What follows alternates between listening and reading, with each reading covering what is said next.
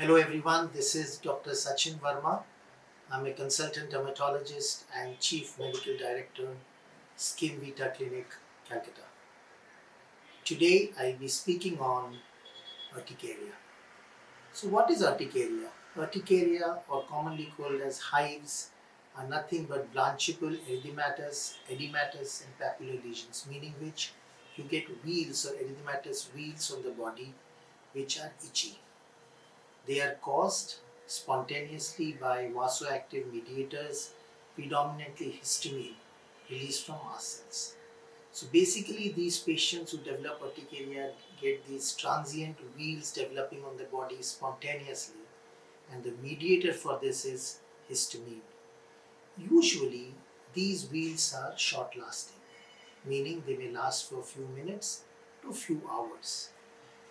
In a common urticaria, it usually lasts for less than 24 hours. If it lasts more than 24 hours, we call it urticarial vasculitis. So, this is what is urticaria.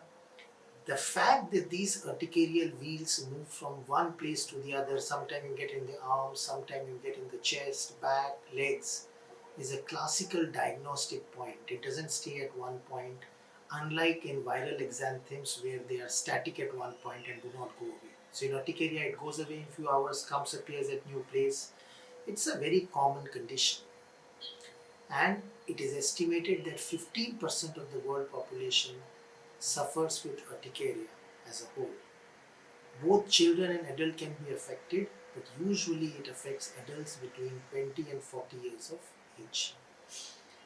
We divide urticaria into two parts, acute and chronic, whereas acute is one which has just appeared or appeared for less than 6 weeks. When the urticarial wheals, the entire duration of everyday getting urticaria lasts beyond 6 weeks, we call it chronic urticaria. And in cases of acute urticaria, it's self-limiting. In chronic urticaria, we have to treat it for a prolonged time. Next question, how do we differentiate between urticaria and dermatitis? Now, as I said, urticaria is something which is transient and appears from one place to the other, whereas a dermatitis is something which sticks at a particular area and remains there for days together or months together till you treat it. Having said that, both are pruritic conditions. Both conditions happen on the surface of the skin, and the dermatitis or eczema may happen in particular areas. The other differential factor is that, like urticaria, which goes away and appears at new sites, eczema tends to persist, and it happens because of a damage in the epithelial barrier function, meaning which if the epithelial barrier is damaged, the allergen goes in and it triggers an immune response, which leads to release of the inflammatory mediators in that area, leading to a development of edematous or scaly or itchy patch in certain areas.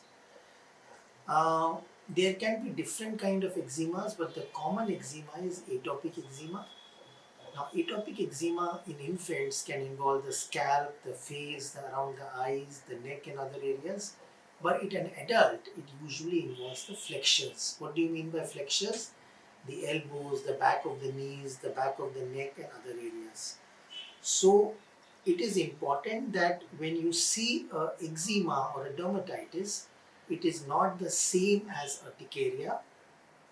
A differentiation is very classical to a dermatologist, but both are mediated by immunological phenomena, and both are treated by antihistamines.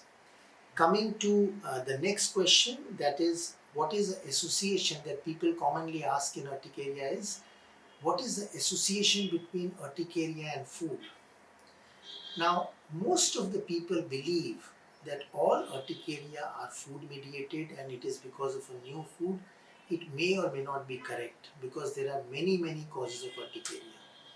From Ig mediated urticaria, non-Ig mediated urticaria, there are so many causes, including infections, including certain medications, including drugs, including food. So there are not all urticaria are food mediated.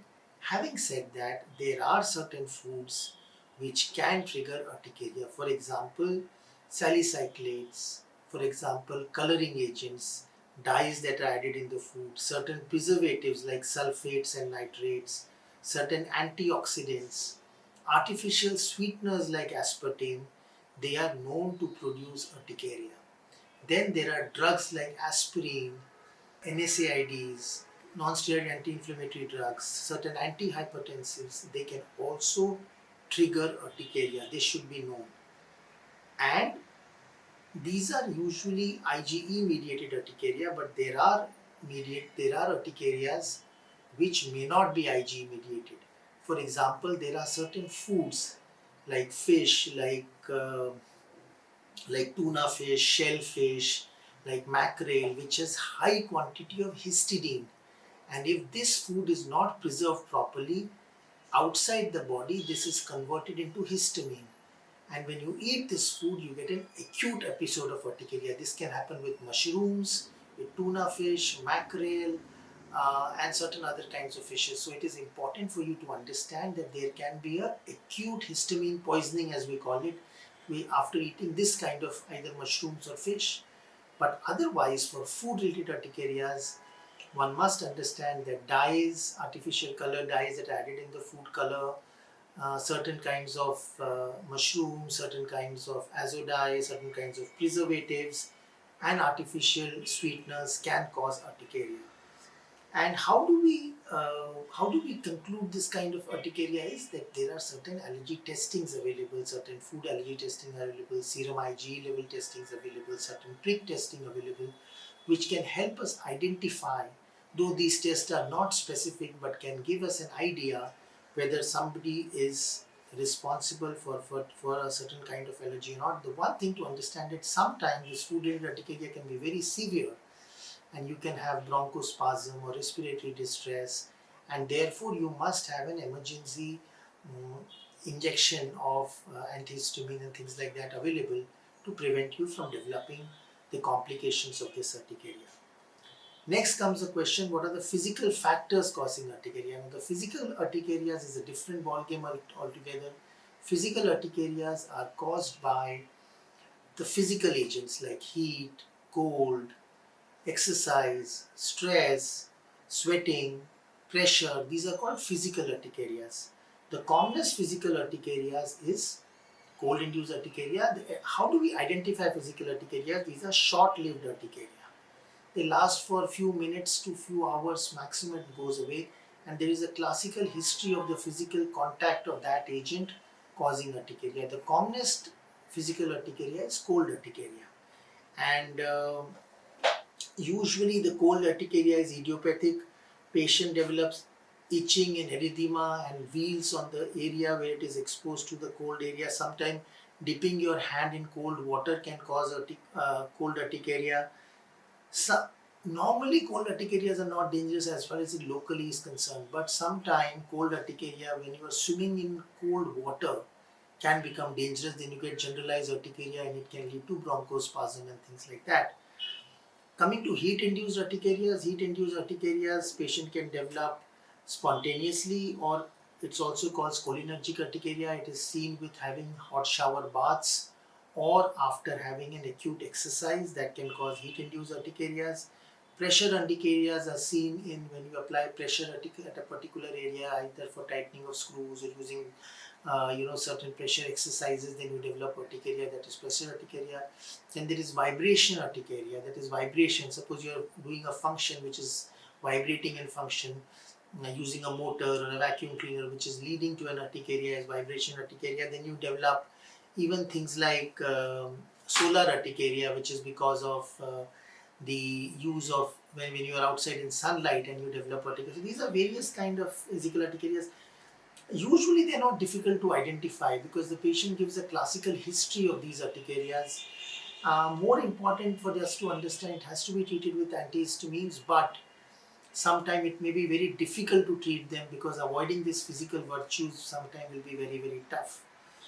So what are the patient education that you would suggest for urticaria is the next question. I think the most important thing for somebody to understand is that if it's an acute urticaria, it is going to go away if you remove the acute cause. Acute urticarias may be because of infection or some new allergen that you've eaten. It usually lasts for 2 to 3 weeks and goes away with antihistamines. But if it's a chronic urticaria, you have to be patient. There may be certain traits like allergy tests, like serum IgE levels, certain blood workup, certain urine workup to rule out thyroid, to rule out urine infections, any infection, and sometime a physical examination to rule out teeth infection. Sometimes even mercury filling in the teeth can trigger urticaria. So a proper examination is required, and blood investigation, urine investigation is required to rule out any infection. Sometimes allergy test may be needed to find out the cause of the urticaria. But more importantly, you have to understand that in many cases of urticaria, an acute cause may not be identified. And therefore, patience is the key virtue. You have to treat it with antihistamines. You can, if antihistamines are not working, you can treat with drugs like dapsone, like corticosteroids, and other drugs which can be used. You can combine antihistamines to treat urticaria. Recently, there is a biological drug called omalizumab, which works against IgE and can cure urticaria for a long time, in meaning which it reduces your IgE levels and reduces urticaria. If you take one injection, and second after 1 month, and maybe a third injection, it can reduce your urticaria to a greater extent, and that can also is a new treatment for urticaria. So finally, to sign off, I will tell you that if you have urticaria, be calm, be patient, understand that it is going to go away like it came, and there is no magical bullet available. There are new forms of treatment like biologics, omalizumab available, which can be taken. Consult your dermatologist. Do not self-medicate. Do not take steroids on your own without supervision. Visit a doctor, and I am sure your allergy is going to go away. Thank you so much. This is Dr. Sachin Varma, Chief Dermatologist, Skin Vita Clinic, signing off. Have a good day and be safe.